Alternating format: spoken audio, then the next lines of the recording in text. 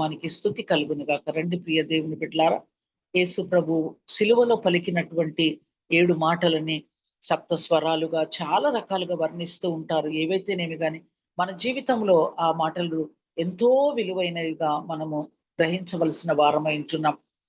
ప్రభువైన యేసుక్రీస్తు సిలువలో పలికిన ఈ విలువైన 7 మాటలు నిర్జీవమైన బ్రతుకుల్లో జీవాన్ని కలగజేస్తాయి. చీకటిలో ఉన్న వారిని వెలుగులోనికి నడిపిస్తాయి.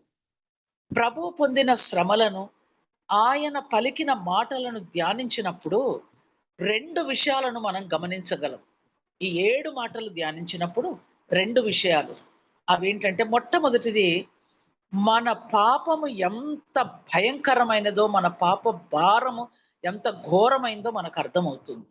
ఎందుకంటే ఆయన పొందిన శ్రమలు అలాంటివి సిలువ పైన కదా! కనుక ఈ యొక్క ప్రశస్తమైన మాటలు ధ్యానించినప్పుడు భయంకరమైన మన పాప భారం ఏంటో మనం గ్రహించగలము. రెండవదిగా, రక్షణ ఎంత అమూల్యమైనది, ఎంత విలువైనది, ఎంత పవిత్రమైనది అనే విషయాన్ని మనం గ్రహించగలం. అందుకే అనుదినము మనము దేవుని స్తుతించాలి.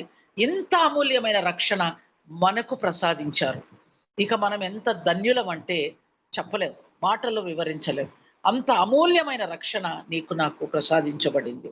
అందును బట్టి దేవునికి స్తుతి కలుగును గాక. ఒకవేళ ఈ 7 మాటలు ధ్యానించనట్లయితే ఈ విషయాలు మనం గ్రహించలేం. మన పాపం ఎంత ఘోరమైంది, భయంకరమైందో గ్రహించలేము. రక్షణ ఎంత అమూల్యమైనదో, విలువైనదో గ్రహించలేం. కనుక ఈ ధ్యానించే భాగ్యం ప్రభు మనకిచ్చారు. అందును బట్టి ఆయన ఘననామానికి స్తుతులు కలుగును గాక. రండి. Father, into your hands I commended my spirit.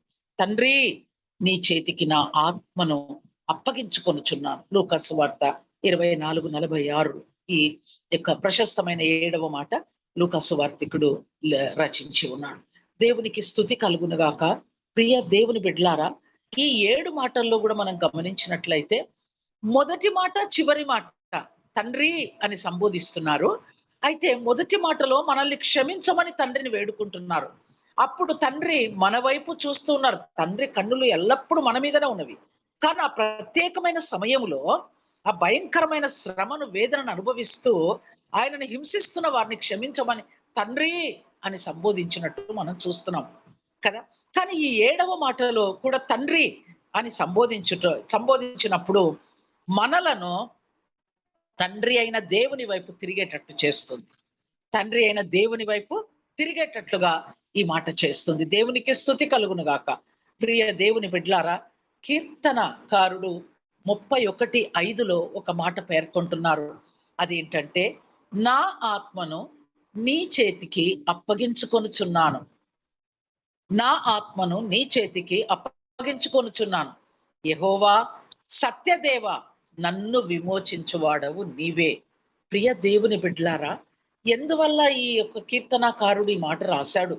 ఎందుకు తన ఆత్మను తండ్రికి అప్పగించుకుంటున్నాడంటే 2 విషయాలు ఇక్కడ చూస్తున్నాం. ఆయన సత్యదేవుడు. మరెవ్వరూ లేరు. ఆయనే సత్యదేవుడు. తర్వాత ఇంకెవరు విమోచించేవారు ఎవరున్నారు? ఒకే ఒక్కరు. తండ్రి, కుమార, పరిశుద్ధాత్మ త్రియేక దేవుడు. మనల్ని విమోచించే దేవుడు. కనుక ఈరోజు ఈ మాట ద్వారా మనమేమి నేర్చుకుంటున్నాం? మన జీవితానికి ఎలా అప్లై చేసుకోవాలి అంటే, మనకు కూడా ఒక రోజొస్తుంది. ఆ యొక్క పిలుపుని అందుకునే రోజు. ఆ పిలుపుని అందుకునే రోజు మన ఆత్మని ఎవరికి అప్పగించబోతున్నాం? ఇది మనం ఎన్నో వందల వేల సార్లు విని ఉంటాం మనం ఈ మాట. కనుక 2 మార్గాలు. శరీరానికి మరణం ఉంది. అది క్షీణించిపోతుంది. మట్టిలో కలిసిపోతుంది. కానీ ఆత్మకు మరణం లేదు కదా! 2 మార్గాలు దేవుడు ఏర్పరిచాడు కదా! అందరూ గూడా ఆ జీవ మార్గంలోకే రావాలని ఆయన ఆశిస్తూ ఉన్నాడు. మరి అలాంటప్పుడు మన ఆత్మను ఎవరికి అప్పగించుకుంటున్నాం? మన జీవించిన జీవితం మరి అది నిర్ణయిస్తుంది కదా! ఇక్కడ కీర్తనకారుడు అంటున్నాడు, సత్యదేవా, నన్ను విమోచించువాడవు నీవే. కనుక నీకు అప్పగించుకుంటున్నాను. నా ఆత్మను నీ చేతికి అప్పగించుకుంటున్నాను. మనందరం ఈ మాట చెప్పగల వారమై ఉండాలి. ప్రియ దేవుని బిడ్డలారా, దేవుని ఘనమైన శక్తిగల నామానికి స్తుతి కలుగును గాక. అలాగే అసలు మన ప్రాణము, మన జీవం ఎక్కడ దాచబడి ఉన్నది అంటే, సమూయేలు గ్రంథం మొదటి గ్రంథము 25వ అధ్యాయం 29లో ఉంది చూడండి. ఎంత చక్కగా, నీ ప్రాణము నీ దేవుడైన యెహోవా యొద్దనున్న జీవపు మూటలో దాచబడి ఉన్నది లేదా కట్టబడి ఉన్నది. ఎంత అద్భుతమైన మాట! ఇంత గొప్ప సత్యాలు మనం మాత్రమే తెలుసుకున్నవారం. దేవుని బిడ్డలు మాత్రమే, నిజ దేవుని, సత్యదేవుని, విమోచకుని అంగీకరించిన వారికి మాత్రమే ఈ సీక్రెట్ తెలుసు. ఏంటి? మన ప్రాణం ఎక్కడుంది? ఒక జీవపు మూట ఉంది ఆయన దగ్గర. అక్కడ కట్టబడి ఉంది. అక్కడ దాచబడి ఉంది. మరి ఎవరికిస్తాం? మన ఆత్మను మన ఇష్టానుసారంగా జీవించి, వాక్యం తెలుసు. పుట్టినప్పటి నుంచి వాక్యంలో పెరుగుతూ ఉన్నాము. అంతా తెలుసు. వాక్యమే మన జీవితం, మన జీవితం అంటే మాత్రం మనం ఎక్కడ పోతుంది మన ఆత్మ? ఎవరికి అప్పగిస్తాము? అపవాదికి అప్పగించే వారంగా ఉంటున్నాం. కనుక ప్రియ దేవుని బిడ్డలారా, ఈ ఉదయకాలమున ప్రభు మనకు అనుగ్రహించిన ఈ ప్రశస్తమైన సమయంలో ప్రశస్తమైన 7వ మాటను ధ్యానించినప్పుడు నిజంగా మనము మన ఆత్మను తండ్రికి అప్పగించుకునే వారముగా ఉండాలి. సరే రండి. సరే మన ఆత్మను తండ్రికి అప్పగించుకుంటే ప్రయోజనాలేంటి? ఆ ప్రయోజనాలను ధ్యానించినప్పుడు మరి 7 విషయాలను మనం చూద్దాం. ఆ ప్రయోజనాలను ధ్యానించినప్పుడు ఎంత సంతోషంగా ఉంటుందంటే, అంత ఉల్లాసవంతంగా ఉంటుంది. చాలా అమేజింగ్ అవన్నీ గూడా. కనుక ఈ లోకంలో మనకెన్నో కష్టాలు, ఇరుకులు, ఇబ్బందులు, శ్రమలు, అనారోగ్యం ఇవన్నీ ఉంటాయి. లేని వారంటూ ఎవరు లేరు. కానీ ఈ ప్రయోజనాలను మనం ధ్యానిస్తే ఇవి ఎంత ఎన్నిక కావసలు. ఈ బాధలు, కష్టాలు, ఇరుకులు, ఇబ్బందులు ఇవన్నీ గూడా. కనుక చూద్దామా అవేంటో? మన తండ్రికి మన ఆత్మను అప్పగించుకుంటే మొట్టమొదటిది తండ్రి రొమ్మున ఆనుకునే విశ్రాంతి దొరుకుతుంది. దేవుని ఘననామానికి స్తుతి కలుగును గాక. ఎవరు గుర్తొస్తారు తండ్రి రొమ్మున ఆనుకుని ఉన్న వాళ్ళంటే? అబ్రహాము. విశ్వాసులకు తండ్రి అయిన అబ్రహాము గుర్తొస్తారు. అబ్రహాము తండ్రి రొమ్మున ఆనుకొని ఉన్నట్టు మనం వాక్యంలో చూస్తున్నాం. రేపు నీవు నేను గూడా ఆనుకోబోతున్నాం. అసలు ఆ మాట ధ్యానించినప్పుడే ఎంత ఆనందం కలుగుతుందో కదా! నిజంగా తండ్రి రొమ్మున ఆనుకునే ఆ యొక్క గొప్ప ధన్యత, భాగ్యము నీకు నాకు లభించబోతుంది. అందును బట్టి దేవునికి స్తుతి కలుగును గాక. మరి రెండవదేంటంటే యుగ యుగములు ప్రభువుతో జీవిస్తాం. యుగ యుగములు ప్రభుతో జీవించబోతున్నాం. అసలు ఆ ఊహే ఎంత ఎంత ఉత్సాహాన్ని పుట్టిస్తుందో ఆ ఊహ. యుగ యుగములు ప్రభుతో జీవిస్తాం. మూడవది జీవ వృక్ష ఫలములు తింటాం కదా! ఏ వృక్ష ఫలము తినవద్దని చెప్పి తిన్నప్పుడు ఆ తోటలోంచి వెళ్ళగొట్టబడ్డారో ఆ జీవ వృక్ష ఫలములు మనం తినబోతున్నాం. ఎంత గొప్ప ధన్యత కదా! దేవునికి స్తుతి కలుగును గాక. అంత మాత్రమే కాదు. మరి నాలుగవది జీవ జలము త్రాగబోతున్నాం కదా! నేనిచ్చు నీళ్లు త్రాగువాడు మరెప్పుడునో దప్పిగొనడు. అంత గొప్ప భాగ్యం జీవజలం త్రాగబోతున్నాం. తర్వాత తెల్లని వస్త్రాలు మనకివ్వబడతాయి. ఎంత గొప్ప ధన్యత కదా! తర్వాత ఆరవదేంటంటే క్రొత్త పేరు. మనకు ఒక కొత్త పేరు. అది ఇప్పుడే తెలీదు మనకు. అక్కడెళ్ళాక మనకు తెలుస్తుంది. దేవునికి స్తోత్రం. తర్వాత చివరిది ఏడవదేంటంటే నిత్య జీవం పొందుకోబోతున్నాం. ప్రియ దేవుని బిడ్డలారా, ఒక క్రైస్తవుని యొక్క అల్టిమేట్ గోల్ ఏంటి? అల్టిమేట్ గోల్ అంటే నిత్య జీవాన్ని పొందుకోవడం. ఇంతగా ప్రయాసపడి మనము మరి విశ్వాస జీవితంలో కొనసాగుతూ ఆ నిత్య జీవాన్ని కోల్పోతే మాత్రం అంతకంటే దౌర్భాగ్యమైన స్థితి మరొకటి. మరి వారసులం అవుతున్నామా? ఈ ఉదయకాలమున పరీక్షించుకుందాం. నిత్య జీవానికి వారసులమేనా? ఒకవేళ ఈరోజు ప్రభు మనల్ని పిలిచినట్లయితే ఆ నిత్య రాజ్యానికి వెళ్తామా? లేకుంటే మరి ఆల్టర్‌నేట్ ఏంటో మనకు తెలుసు కదా! ప్రియ దేవుని బిడ్డలారా, ఈ నిత్య జీవాన్ని మనందరం పొందుకోవాలి. ఎవరము పోగొట్టుకొనకూడదు. చూడండి ఎన్ని ప్రయోజనాలు, 7 ప్రయోజనాలున్నాయి. మన ఆత్మను ఆయన చేతికి అప్పగించుకుంటే చూడండి తండ్రి రొమ్మున ఆనుకుని విశ్రాంతి దొరుకుతుంది. యుగ యుగములు ప్రభుతో జీవిస్తాము. జీవవృక్ష ఫలములు భుజిస్తాము. జీవ జలము త్రాగుతాము. తెల్లని వస్త్రాలు ధరిస్తాము. క్రొత్త పేరు పొందుకుంటాము. నిత్య జీవంలో ప్రవేశిస్తాం. దేవునికి స్తుతి కలుగును గాక. మానవుని రక్షణ కొరకు ప్రశస్తమైన తన ప్రాణమును విమోచన క్రయధనముగా అర్పించుటకై దేవుని అద్వితీయ కుమారుడు తన మహిమ నివాసమును విడిచి ఈ లోకానికి వచ్చారు. ఎంత అద్భుతం కదా! తన తండ్రి యొక్క సంపూర్ణ చిత్తము నెరవేర్చిన తదుపరి కీర్తన 31:5 గుర్తు చేసుకున్నారు. ఏంటి ఇందాకే చూసాం. నా ఆత్మను నీ చేతికి అప్పగించుకొనుచున్నాను. యెహోవా సత్యదేవ నన్ను విమోచించు వాడవు నీవే. సంపూర్ణ చిత్తము నెరవేర్చారు. మరి మనమేమో చూడండి ప్రియ దేవుని బిడ్డలారా, నిన్ను నన్ను రక్షించుకున్నాడు ప్రభు. ఎంతో గొప్ప ధన్యత. మరి ఎంతవరకు ఆయన చిత్తం ఎందుకు రక్షించుకున్నారు? మన పట్ల దేవునికి ఒక ప్రణాళిక ఉంది. నెరవేరుస్తున్నామా? ఆయన చిత్తాన్ని నెరవేరుస్తూ సంపూర్ణంగా కాకపోయినా కొద్దిగా అయినా నెరవేరుస్తున్నామా? ఈ ఉదయకాలంలో ఆలోచన చేసుకుందాం. నెరవేర్చినట్లయితే మాత్రమే మన ఆత్మను ఆయనకు అప్పగించగలం కదా! ప్రభు దీనాతి దీనుడుగా ఈ లోకంలోనికి వచ్చి తండ్రి చిత్తము 100% నెరవేర్చిన తర్వాత ఆ యొక్క ఆత్మను తండ్రి చేతికి అప్పగించినట్లు మనం చూస్తున్నాం. మరి యేసు ప్రాణమును తీయుటకు ఎవ్వనికిని శక్తి లేదు. అది ఆయన స్వేచ్ఛాపూర్వక అర్పణ. ఎవరో చంపేశారు కానే కాదు. ఎవరికి కూడా ఆ శక్తి లేదు ఆయన ప్రాణం తీయటానికి. అది ఆయన స్వేచ్ఛాపూర్వక అర్పణం. నీ కొరకు, నా కొరకి. నీ కొరకు, నా కొరకే ఆ విధంగా బలి అయి ఆయన అర్పించుకున్నాడు. దేవునికి స్తుతి కలుగును గాక. ఎందుకో చూద్దామా? ఒక గొప్ప వాగ్దానాన్ని చూద్దామా? యోహాను సువార్త 10:28, 29లో నేను నా గొర్రెలకు నిత్య జీవమునిచ్చుచున్నాను. దేవునికి స్తోత్రం. నీకు నాకు ఆ నిత్య జీవాన్ని ప్రసాదించడానికే ఆ యొక్క సిలువలో ఆయన బలియాగం గావించబడ్డాడు. నేను నా గొర్రెలకు నిత్య జీవమునిచ్చుచున్నాను గనుక అవి ఎన్నటికి నశింపవు. దేవునికి స్తుతి కలుగును గాక. ఎవడును వాటిని నా చేతిలో నుండి అపహరించడు. వాటిని నాకిచ్చిన తండ్రి అందరికంటే గొప్పవాడు. కనుక నా తండ్రి చేతిలో నుండి ఎవడును వాటిని అపహరింపలేడు. ప్రియ దేవుని బిడ్డలారా, ఎంత అద్భుతమైన వాగ్దానం మనకి. యేసు చేతిలో భద్రత మరియు తండ్రి చేతిలో భద్రత, సంపూర్ణ భద్రత మనకు లభిస్తుంది. అందుకే మన మనము ఆయన చేతిని పట్టుకోవటం కాదు. ఆయన చేతిలో మన చేయి ఉంచాలి. ఆయనను మనం పట్టుకొనివ్వాలి. ఆయన ఆధీనంలో మనం ఉంటే అపవాది ఎప్పటికి కూడా మనల్ని అపహరించడు. ఎందుకంటే మనం ఆయన చేయి మనల్ని పట్టుకొనుంది. అది ఎంత గొప్ప ధన్యత. అందుకే యేసు చేతిలో భద్రత మరియు తండ్రి చేతిలో భద్రత, సంపూర్ణ భద్రత. దేవునికి స్తుతి కలుగును గాక. మరి అపొస్తలుడైన పౌలు గారు ఆయన యొక్క స్థిరమైన నమ్మకం ఏంటో చూద్దామా? ఈ విషయానికి సంబంధించి తిమోతికి వ్రాసిన 2వ పత్రిక 1వ అధ్యాయం 12వ వచనంలో ఇక్కడ చక్కని అద్భుతమైన మాట రాయబడి ఉన్నది. నేను నమ్మిన వానిని ఎరుగుదును గనుక సిగ్గుపడను. నేను ఆయనకు అప్పగించిన దానిని రాబోవుచున్న ఆ దినము వరకు ఆయన కాపాడగలడని రూఢిగా నమ్ముకొనుచున్నాను. ఎంత డిటర్మెండ్ గా చెప్తున్నాడు చూడండి కదా! ఎంత చక్కగా. నేను నమ్మిన వారిని ఎరుగుదు. ఎస్, మనందరం కూడా మన ప్రభువుని ఎరిగిన వారమే కనుక సిగ్గుపడని అవసరం లేదు. నేను ఆయనకు అప్పగించిన దాన్ని రాబోచున్న దినం వరకు ఆయన కాపాడగలడని రూఢిగా నమ్ముకొనుచున్నాను. దేవుడు మధ్యలో మనల్ని విడిచిపెట్టుటకు లేదా పోగొట్టుకొంటకు మనల్ని ఏర్పరచుకున్నారా?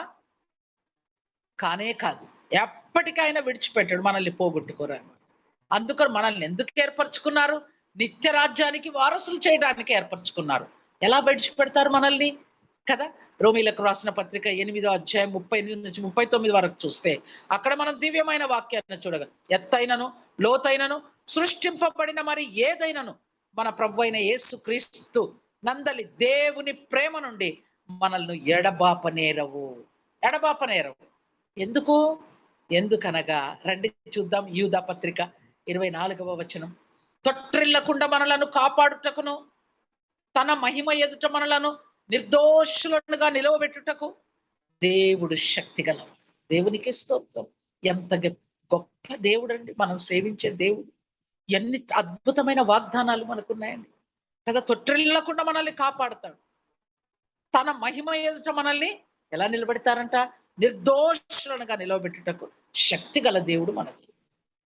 అసలు ఈ వాక్య భాగాలన్నీ ధ్యానిస్తూ ఉంటే మన జీవితం ఎంత ధన్యకరమైంది. నిజంగా ఆయనను అంగీకరించినాం, ఆయన బిడ్డలుగా జీవిస్తున్నాం, ఆయన గొప్ప నామం ధరించి ఈ లోకంలో కొనసాగుతున్నాం. నిత్య రాజ్యానికి వారసులం మనము. యుగ యుగములో ఆయనతో కూడా ఉండబోతున్నాం. మరి మన ఆత్మను అపవాదికి ఎలా అప్పగిస్తాం? నో, అలా వీల్లేదు కదా! దేవునికి స్తోత్రం. ఒక్కసారి రక్షింపబడిన పిమ్మట ఎప్పటికీ సురక్షితమా? ఈ రక్షణ అనేది ఎప్పటికీ సురక్షితమా? ఒక వ్యక్తి తన రక్షణను కోల్పోవునా అను ప్రశ్నలు ఉత్పన్నమైనాయంట ఒకసారి. ఆ విధంగా ఉత్పన్నమైనప్పుడు బైబిల్ పండితులు ఈ అంశంపై 2 భాగాలుగా చీలిపోయారంట. రక్షణ శాశ్వతమా? ఒకసారి రక్షింపబడిన పిమ్మట ఎప్పటికి సురక్షితమేనా? ఒక వ్యక్తి తన రక్షణను కోల్పోవునా? అనే ప్రశ్నలు ఉద్భవించినప్పుడు బైబిల్ పండితులు ఈ అంశంపై చీలిపోయారు. కాల్వనిస్టులు, ఆర్మేనియన్లు అనే 2 గుంపులుగా వారు చీలిపోయారంట. ఈ 2 గుంపుల వారేంటంటే, మొదటి గుంపు వారు దేవుడు ఏమి చేయునో దాన్ని గురించి నొక్కి చెప్తున్నారంట. ఎవరు? కాల్వనిస్ట్స్. దేవుడు ఏమి చేయునో దాన్ని గురించి నొక్కి చెప్తుంటే, రెండవ గుంపు వారు అంటే ఆర్మేనియన్లు ఏమంటున్నారంటే, మానవుడు ఏమి చేయవలెనో దాన్ని గురించి వక్కాణించుతున్నారు. అంటే గమనిస్తున్నారండి? మళ్ళీ ఒకసారి చెప్తాను. మొదటి గుంపు వారు దేవుడేమి చేయునో దాని గురించి నొక్కి చెప్తుంటే, రెండవ గుంపు వారు మానవుడేమి చేయవలెనో దాని గురించి వక్కాణిస్తున్నారు. ఈ 2 వాదములను దగ్గరకు చేర్చినట్లయితే, పరిశుద్ధ గ్రంథము యొక్క సమతుల్య సత్యమును మనం పొందుకోగలం. పరిశుద్ధ గ్రంథము యొక్క సమతుల్య సత్యమును మనం పొందుకోగలం. దేవుడు శక్తిమంతుడు మరియు కాపాడుటకు ఇచ్చయించుచున్నాడు. మనల్ని చూడండి, తన స్వహస్తాలతో, తన రూపంలో, తన పోలిక చొప్పున మానవుని నిర్మించాడు. ఎందుకొరకు? ఆయనను మనల్ని కాపాడుచు నిత్య రాజ్యానికి వారసులంగా చేయటానికి, నశించిపోకుండా నిత్య జీవం పొందుకోవటానికి కదా ఆయన ఇష్టపడుతున్నాడు. మరి అపవాది నన్ను దేవుని చేతిలో నుండి అపహరింపలేడు. ఎందుకంటే మనల్ని ఆయన చేతులు మనల్ని పట్టుకొని ఉన్నాయి. కనుక అపవాది ఏమాత్రం మనల్ని అపహరింపలేడు. అయితే మనకు తెలుసు, ఈ దినాల్లో మనము చివరి దినాల్లో ఉన్నామని తేటగా గ్రహించగలం. భయంకరమైన పరిస్థితుల మధ్య మనం జీవిస్తున్నాం. చాలా భయంకరమైన పరిస్థితులు, ముఖ్యంగా ఈ యుద్ధాలు కదా! ఇవన్నీ చూస్తూ ఉన్నప్పుడు నిజంగా చాలా సిద్ధపడి ఉండాలి మనం. చాలా జాగ్రత్త పడాలి.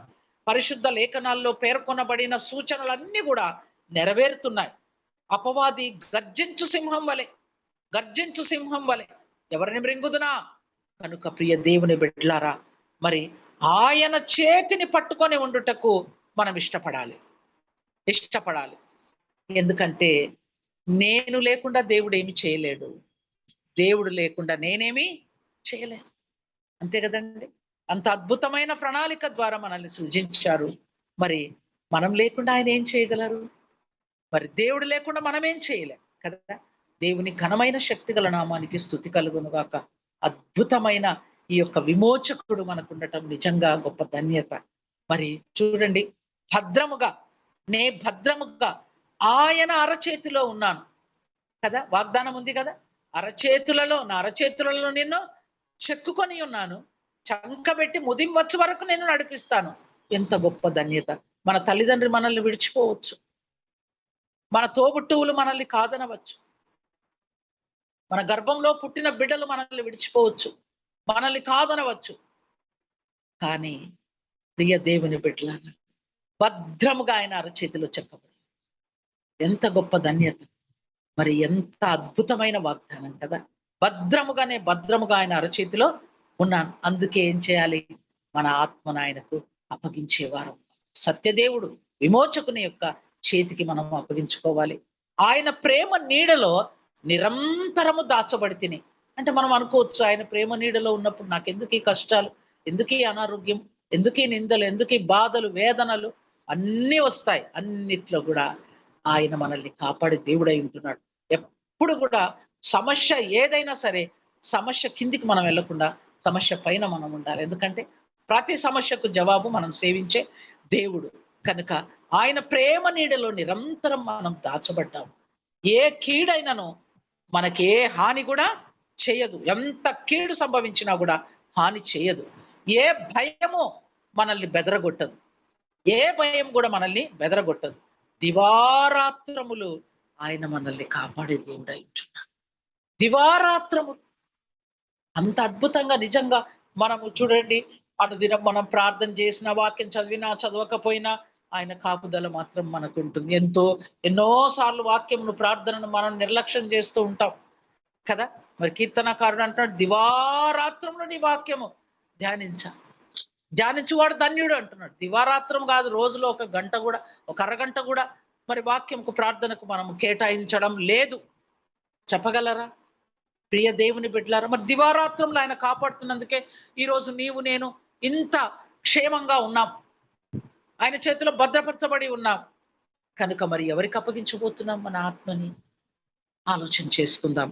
మరి భద్రముగా ఆయన అరచేతిలో ఉన్నాం.